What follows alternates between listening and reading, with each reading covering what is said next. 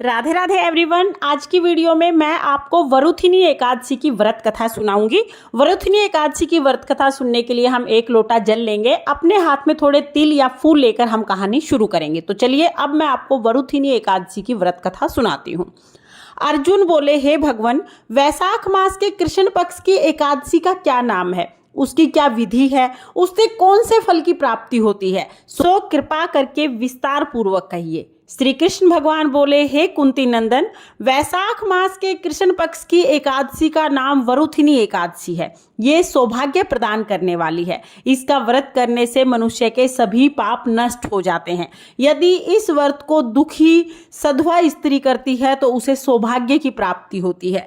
वरुथिनी के प्रभाव से ही राजा मानधाता को स्वर्ग की प्राप्ति हुई थी। इसी प्रकार धुंधमार आदि भी स्वर्ग गए थे। वरुथिनी एकादशी के व्रत का फल 10 सहस्त्र वर्ष तक तपस्या करने के फल बराबर है।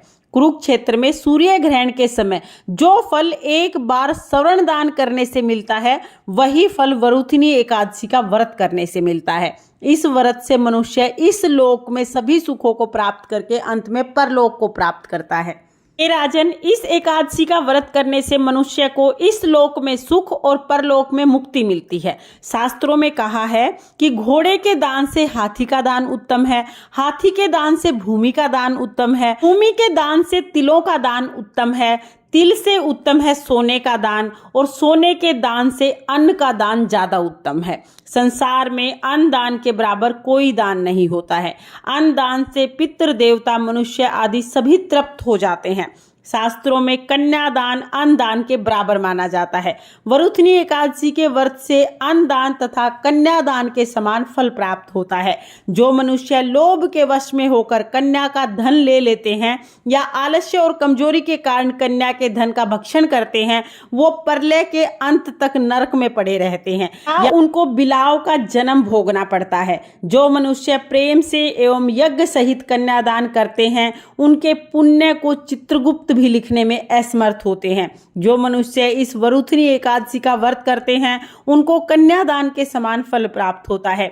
वरुथिनी एकादशी का व्रत करने वाले को दशमी के दिन से निम्नलिखित वस्तुओं का त्याग कर देना चाहिए। नंबर 1, कांसे के बर्तन में भोजन नहीं करना चाहिए, मांस का सेवन नहीं करना चाहिए, मसूर की दाल का सेवन नहीं करना चाहिए, चना, साग, शहद और दूसरे अन्न त्याग देने चाहिए। 10वीं तिथि को केवल एक बार भोजन करना चाहिए। व्रती को पूर्ण ब्रह्मचर्य का पालन करना चाहिए।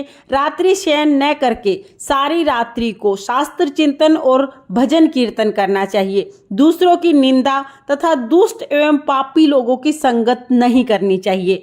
क्रोध नहीं करना चाहिए, असत्य नहीं बोलना चाहिए, तेल तथा अन्न भक्षण से बचना चाहिए। हे राजन, जो मनुष्य एकादशी का विधि पूर्वक व्रत करते हैं, उनको स्वर्ग लोक की प्राप्ति होती है। अतः मनुष्य को पापों से डरना चाहिए। इस व्रत के महात्म्य को पढ़ने से 1 सहस्त्र गोदान के समान फल प्राप्त होता है। इसका फल गंगा स्नान करने के फल से भी अधिक होता है। हे कुंती नंदन, हर प्राणी को वरुथिनी एकादशी का व्रत अवश्य करना चाहिए, ताकि इस लोक में सभी भौतिक सुखों को भोग कर अंत में परलोक में मुक्ति प्राप्त कर सके। ये थी वरुथिनी एकादशी की व्रत कथा। इसके बाद हम एक गणेश जी की कथा जरूर सुनेंगे। तो चलिए अब मैं आपको गणेश जी की कथा सुना देती हूँ। एक बार एक गांव में गणेश जी का मेला लगा था। सब लोग मेले में जा रहे थे। एक छोटी सी लड़की ने जिद कर ली, माँ मैं भी मेले में जाऊंगी। उसकी माँ बोली, नहीं बेटी, तुम अभी बहुत छोटी हो, कहीं गिर पड़ जाओगी, चोट लग जाएगी। लेकिन लड़की नहीं मानी। लड़की ने जिद कर ली। अब माँ ने उसको 2 लड्डू और 1 घंटी पानी दिया और कहा, ठीक है मेले में चली जाओ, 1 लड्डू और पानी गणेश जी को, बचा हुआ लड्डू और पानी तुम ले लेना। लड़की लड्डू और पानी लेके मेले में चली गई। जाके सीधा गणेश जी के पास बैठ गई और बोली, हे गणेश जी, 1 लड्डू और पानी आपको, बचा हुआ लड्डू और पानी मुझे। ये कहते कहते सुबह से शाम हो गई। मेला बिछड़ने लगा। सब लोग घर वापस आने लगे, लेकिन लड़की वहां से नहीं उठी। उसने कहा, जब तक गणेश जी लड्डू खा के पानी नहीं पिएंगे, मैं तब तक यहाँ से नहीं जाऊंगी। अब गणेश जी ने सोचा कि जब तक मैं लड्डू खा के पानी नहीं पीऊंगा, ये यहीं बैठी रहेगी और इसका दोष मेरे सिर लगेगा। गणेश जी एक छोटे से बालक का रूप धर के आए और बोले, लो तुम्हारा लड्डू खाया, लो तुम्हारा पानी पिया, अब मांगो क्या मांगना है। लड़की सोचने लगी क्या मांगू, अन्न मांगू, धन मांगू, खेत मांगू, हवेली मांगू, महल मांगू, बैल मांगू, सुहाग मांगू, क्या मांगू। अब लड़की सोच ही रही थी, इतनी देर में छोटा सा लड़का बोला, जो जो तुमने सोचा है वो सब हो जाएगा, अब अपने घर चली जाओ। लड़की अपने घर आ गई। घर आई तो माँ बोली, बेटा इतनी देर कहाँ लगा दी। बोली, माँ आपने ही तो कहा था कि गणेश जी को लड्डू खिला के और पानी पिला के आना, मैं तो गणेश जी को लड्डू खिला के और पानी पिला के आई हूँ। लड़की ने जैसे ही ये बात कही, जो जो लड़की ने सोचा था वो सब कुछ हो गया, पूरा घर अन्न धन से भर गया।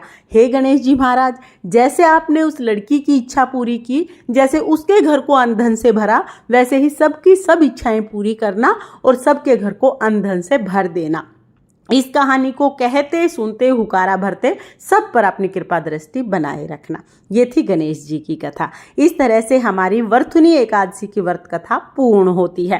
कथा सुनने के बाद जो आपने तिल या फूल हाथ में लिए हैं वो श्री हरि भगवान के चरणों में हम समर्पित कर देंगे और थोड़े से तिल हम जल के लोटे में डाल देंगे। उसके बाद जो जल का लोटा है वो सूर्य देवता को अर्घ दे देंगे। तो फ्रेंड्स, आपको वरुथनी एकादशी की व्रत कथा कैसी लगी कमेंट करके जरूर बताना। और अगर ये वीडियो आपको पसंद आई हो, वीडियो आपके लिए थोड़ी बहुत भी यूजफुल हो, तो प्लीज वीडियो को लाइक कर देना और चैनल को सब्सक्राइब कर लेना। फिर मिलते हैं किसी और वीडियो में, तब तक के लिए जय श्री कृष्णा, राधे राधे।